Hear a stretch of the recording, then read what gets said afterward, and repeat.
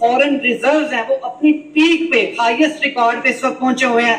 मेरे ख्याल से $681 बिलियन से ज्यादा उनके फॉरेन रिजर्व हैं इस वक्त. और लेकिन ये कि इस हफ्ते में ये भी देखा गया कि पाकिस्तान के जो फॉरेन रिजर्व हैं वो भी थोड़े से बड़े हैं, 14.8 बिलियन डॉलर्स. लेकिन ये कि ये मुकाबला नहीं बना. उन्होंने तो अपना एक टारगेट सेट किया हुआ ना, 2030 तक उन्होंने टारगेट सेट किया कि उन्होंने तकरीबन 2 ट्रिलियन की एक्सपोर्ट्स करनी है. वो तभी कर सकते हैं जब वो मैन्युफैक्चरिंग हब वाकई में बनेगा. और जो 12 इंडस्ट्रियल स्टेट्स बन रही हैं, 10 स्टेट्स में उनकी उधर जारी बात है मैन्युफैक्चरिंग हब्स ही बनेंगे, जॉब्स मिलेगी. आम जो पाकिस्तानी खासतौर पे पंजाब की बात करें, लाहौर की बात करें, यूथ की बात करें, उन्हें शायद पता भी नहीं कि बलोचिस्तान की क्या कंडीशन है. अगर मैं बलोचिस्तान की जो सूरत हाल है, आप में से किसी को अंदाजा है कि वहाँ पे क्या चल रहा है? बस सोशल मीडिया पे क्या चल रहा है आपके ख्याल से? बस यही पता लगे कि पंजाबियों को कत्ल कर दिया गया. हाँ, ये क्योंकि मीडिया पे चलाया ये जा रहा है. आपके ख्याल से बलोचिस्तान में क्या हो रहा है? आप में से किसी को पता है? हो रहा है लोगों पे, पंजाबियों पे जुल्म हो रहा है. तो बलोची क्यों कर रहे होंगे जुल्म?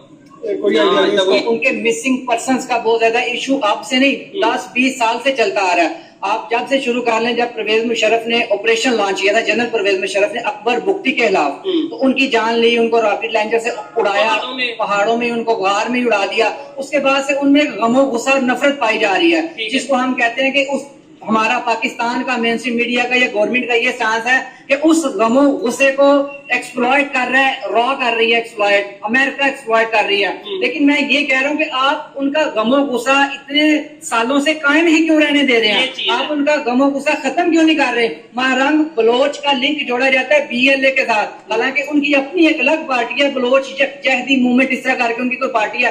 पहले उनसे कहा गया ये कंडेम क्यों नहीं कर रही, कंडेम क्यों नहीं कर रही? जो अटैक हुआ पंजाबियों पे, उनकी जानें गई हैं, फिर उन्होंने 3-4 दिन के बाद कंडेम कर दिया. पाकिस्तान के एनालिस्ट हैं, डिफेंस एनालिस्ट कहा जाता है जाहिद हामिद, उन्होंने ये सब इल्जाम जो है वो इंडिया के प्राइम मिनिस्टर के ऊपर लगाया. उन्होंने बोला कि जो कुछ भी हो रहा है वो बलोचिस्तान में वो इंडिया और इंडिया का प्राइम मिनिस्टर करवाता नजर आ रहा है.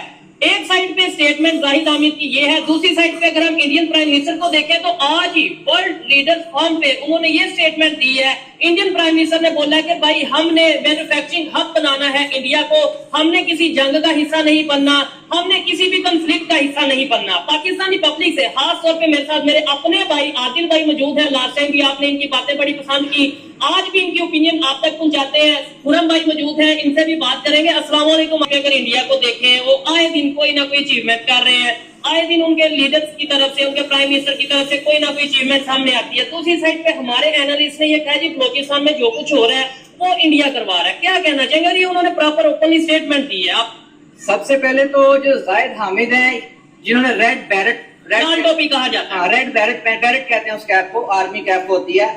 मेरे ख्याल से अब वो एनालिस्ट उस तरह से नहीं रहे. पहले वो मेन स्ट्रीम मीडिया पे बहुत ज्यादा आते थे, लेकिन अब वो सिर्फ अपना, उनका शायद कोई यूट्यूब चैनल है छोटा सा, उसमें सिर्फ आते हैं और अपनी राय देते हैं. लेकिन जब वो मेन स्ट्रीम मीडिया पे भी आते थे तो उनकी बात यही होती थी, काटने मारने वाली. वो गज़वा हिंद से ही बात अपनी स्टार्ट करते थे और गज़वा हिंद पे जाके खत्म करते थे. एटम बम और मिसाइल और इन चीजों को लेके वो बात, यानी लड़ाई झगड़े की ही बात करते थे. तो इधर मैं भी एक चीज ये भी कहना चाहूंगा कि अगर आप उन्हें पाकिस्तान के मेन स्ट्रीम मीडिया पे भी नहीं बुलाया जा रहा है, इसका मतलब है कि वो कहीं ना कहीं लोगों को पता है कि अब ये मजीद हम चूरन नहीं पी सकते, जंग वाला, गज़वा हिंद और ये चीजें. मेरे ख्याल से जो कैमरा, जो मेन स्ट्रीम मीडिया को पाकिस्तान की जो अथॉरिटी है जो कंट्रोल करती है, उनको नोटिस दिया गया होगा कि इनको ज्यादा फुटेज ना दी जाए मेन स्ट्रीम मीडिया पे. इसलिए मेरे ख्याल से कोई 3-4 साल हो गए हैं आपको मेन स्ट्रीम मीडिया पे वो बिल्कुल भी नजर नहीं आएंगे. तो अगर वो मेन स्ट्रीम मीडिया पे नजर नहीं आ रहे तो मेरे ख्याल से उनकी बात की अब वो वाली, अब तो वो एक यूट्यूबर से बन के रह गए हैं. ठीक है, यूट्यूबर से का क्या मतलब है? यूट्यूबर की भी एक प्रॉपर वर्क होती है. यूट्यूबर से मैं आप इसे इजी ना ले.